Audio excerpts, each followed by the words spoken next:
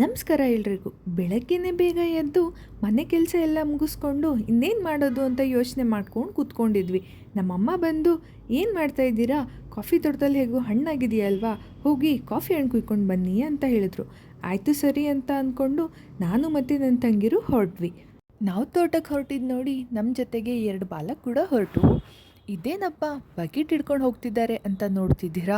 ಹೌದು, ಮಲೆನಾಡವ್ರು ಯಾರಾದರೂ ನೋಡಿದ್ರೆ ಬಕೆಟ್ ಹಿಡ್ಕೊಂಡು ಕಾಫಿ ಹಣ್ಣು ಕುಯ್ಲಿಕ್ಕೆ ಹೋಗೋದನ್ನು ನಗಾಡ್ಲಿಕ್ಕಂತೂ ಉಂಟು. ಇದೇ ನೋಡಿ ನಮ್ಮ ತೋಟ. ಬಂದ್ವಿ, ನಮ್ಮ ಮನೆಯಿಂದ ಸ್ವಲ್ಪನೇ ದೂರ ನಮ್ಮ ತೋಟ ಇರೋದು. ತೋಟಕ್ಕೆ ಬಂದ್ವಿ.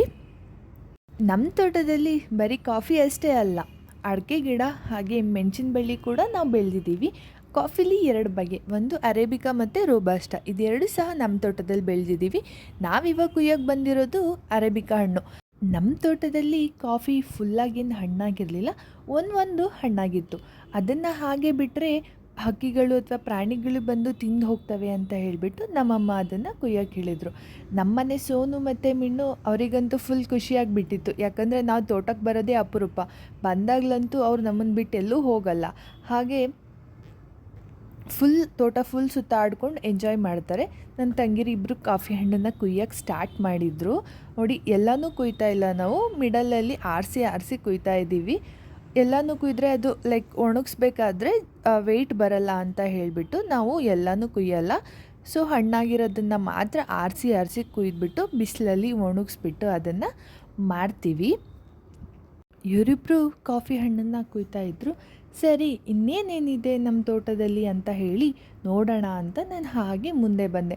ನಮ್ಮ ತೋಟಕ್ಕೆ ನನಗೆ ಬರೋದಂದರೆ ತುಂಬಾ ಖುಷಿ ಆಗುತ್ತೆ. ನನಗಂತೂ ಸ್ವರ್ಗದ ಥರ ಫೀಲ್ ಆಗುತ್ತೆ. ಏನೇ ಸ್ಟ್ರೆಸ್ ಇದ್ದರೂ ನಮ್ಮ ತೋಟ ಒಂದು ರೌಂಡ್ ಹಾಕಿದರೆ ಫುಲ್ ಖುಷಿ ಆಗಿಬಿಡುತ್ತೆ. ಹಾಗೆ ಮುಂದೆ ಬರ್ತಿದ್ದಾಗೆ ಒಂದು ಪಚ್ಚಬಾಳೆ ಗೊನೆ ಹಾಕಿಬಿಟ್ಟಿತ್ತು. ನನಗಂತೂ ಅದನ್ನು ನೋಡಿಬಿಟ್ಟು ತುಂಬಾ ಖುಷಿಯಾಯಿತು. ಇದು ನೋಡಿ, ಬ್ಲ್ಯಾಕ್ ಪೆಪ್ಪರ್, ಕಾಳು ಮೆಣಸು ಅಂತ ಕರೀತಾರೆ. ಕಾಳು ಮೆಣಸಿನ ಗಿಡ ಕೂಡ ಬಳ್ಳಿ ಕೂಡ ನಾವು ನಮ್ಮನೆ ತೋಟದಲ್ಲಿ ಹಾಕಿದ್ದೀವಿ. ಎಲ್ಲ ಮರಗಳಿಗೂ ನಾವು ಕಾಳು ಮೆಣಸಿನ ಗಿಡನ ಹಾಕಿದ್ದೀವಿ. ಅದು ಸಹ ಮೆಣಸು ಬಿಟ್ಟಿತ್ತು. ಇದು ಶೀತಕ್ಕೆಲ್ಲ ತುಂಬಾ ಒಳ್ಳೆಯದು, ಬ್ಲ್ಯಾಕ್ ಪೆಪ್ಪರು. ಇದು ನೋಡಿ, ನಿಂಬೆ ಹಣ್ಣಿನ ಗಿಡ. ನಿನ್ನೆ ಸಂಜೆ ನಾನು ನಮ್ಮಮ್ಮ ತೋಟಕ್ಕಂತ ಬಂದಾಗ ಈ ಗಿಡದಲ್ಲಿ 30-40 ನಿಂಬೆಕಾಯಿಗಳಿದ್ವು. ಇವತ್ತು ಬೆಳಗ್ಗೆ ಬಂದು ನೋಡ್ತೀವಿ, 1 ನಿಂಬೆಕಾಯಿನೂ ಇಲ್ಲ. ಇಡೀ ಗಿಡ ಹುಡುಕಿದ್ರು 1 ನಿಂಬೆಕಾಯಿನೂ ಸಿಗಲಿಲ್ಲ ನಮಗೆ. ಮಧ್ಯಾಹ್ನ ತನಕ ಕಾಫಿ ಹಣ್ಣನ್ನೆಲ್ಲ ಕುಯ್ದಾಯಿತು. ಅದಾದ ನಂತರ ಕಾಫಿ ಹಣ್ಣನ್ನೆಲ್ಲ ಒಂದು ಚೀಲಕ್ಕೆ ಹಾಕಿ ಕಟ್ಕೊಂಡು, ಹಾಗೆ ಹಂಡೆ ಒಲೆಗೆ ಸ್ವಲ್ಪ ಸೌದೆ ಬೇಕು ಅಂತ ಹೇಳಿ ಸೌದೆನೂ ಕಟ್ಕೊಂಡು ನಡ್ಕೊಂಡು ಹೊರಟ್ವಿ. ಇಲ್ಲಿಂದ ಸ್ವಲ್ಪನೇ ದೂರದಲ್ಲಿ ನಮ್ಮ ಮನೆ. ಹಾಗಾಗಿ ಬಿಸಿಲು ತುಂಬಾ ಇತ್ತು. ಆದರೂ ಪರವಾಗಿಲ್ಲ ಅಂತ ಹೇಳಿಬಿಟ್ಟು ನಮ್ಮ ಪಪ್ಪಂಗೆ ವೆಯ್ಟ್ ಮಾಡದೆ ತಲೆ ಮೇಲೆ ಹೊತ್ಕೊಂಡು ಹೊರಟ್ವಿ. ಈ ವಿಡಿಯೋ ನಿಮಗೆ ಇಷ್ಟ ಆಗಿದೆ ಅಂತ ಭಾವಿಸ್ತೀನಿ. ಈ ವಿಡಿಯೋ ನಿಮಗೆ ಇಷ್ಟ ಆಗಿದ್ದರೆ ದಯವಿಟ್ಟು ಒಂದು ಲೈಕ್ ಮಾಡಿ, ಹಾಗೆ ಶೇರ್ ಮಾಡಿ. ಇದೇ ಥರ ಹೆಚ್ಚಿನ ವಿಡಿಯೋಗಳಿಗೆ ಸಬ್ಸ್ಕ್ರೈಬ್ ಮಾಡೋದನ್ನು ಮರಿಬೇಡಿ.